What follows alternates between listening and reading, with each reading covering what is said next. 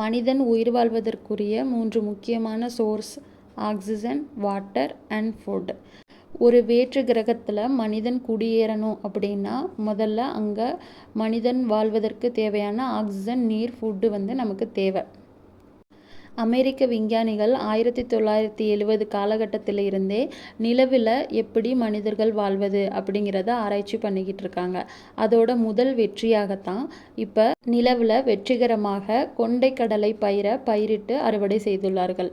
நிலவுன்னா நிலவுலையே கிடையாது, நிலவோட மண் மாதிரிகளை ஸ்டிமுலேட்டட் மூன் டர்ட், அதாவது நிலவில் இருக்கக்கூடிய மண் மாதிரிகள் மாதிரி இங்கே செயற்கையாக உருவாக்கி அதில் சிக்பீ பிளான்ஸை கல்டிவேட் பண்ணி பார்த்துருக்காங்க.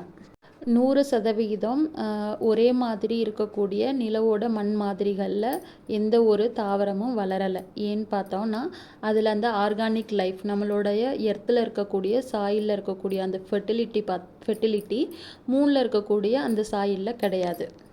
அதனால் விஞ்ஞானிகள் என்ன பண்ணியிருக்காங்கன்னா 75% நிலவோட மண் மாதிரியும் அது கூட 25% நம்மளுடைய மண்புழு உரம் மற்றும் நன்மை பயக்கக்கூடிய பாக்டீரியங்களை அது கூட ஆட் பண்ணியிருக்காங்க.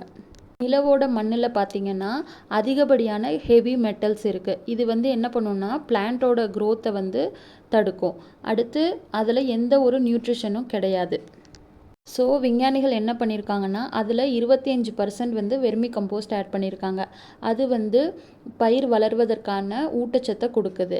அடுத்து 2வது விஷயம், அவங்க அதில் மைக்கோரைசா ஃபங்கை ஆட் பண்ணியிருக்காங்க. அது என்ன பண்ணுதுன்னா சீடை அந்த ஹெவி மெட்டல்ஸை எடுத்துக்காமல் ஒன்லி நியூட்ரிஷன்ஸை மட்டும் எடுத்துக்கிறதுக்கு அந்த மைக்கோரைசா ஃபங்கை சப்போர்ட் பண்ணுது.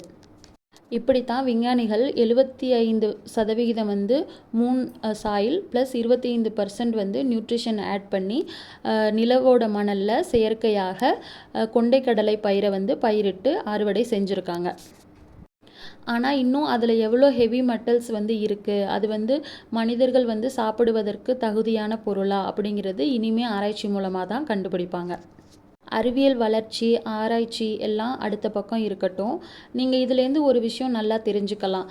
ஒரு 25% வெர்மி கம்போஸ்ட் ஆட் பண்ணும்போது ஒரு ஹெவி மெட்டல் சாயில்லையே ஒரு பயிரை வளர வைக்க முடியுதுன்னா நம்மளோட பூமியில் ஒரு பயிரிடுவதற்கான எல்லா சூழ்நிலைகளும் இருக்குது.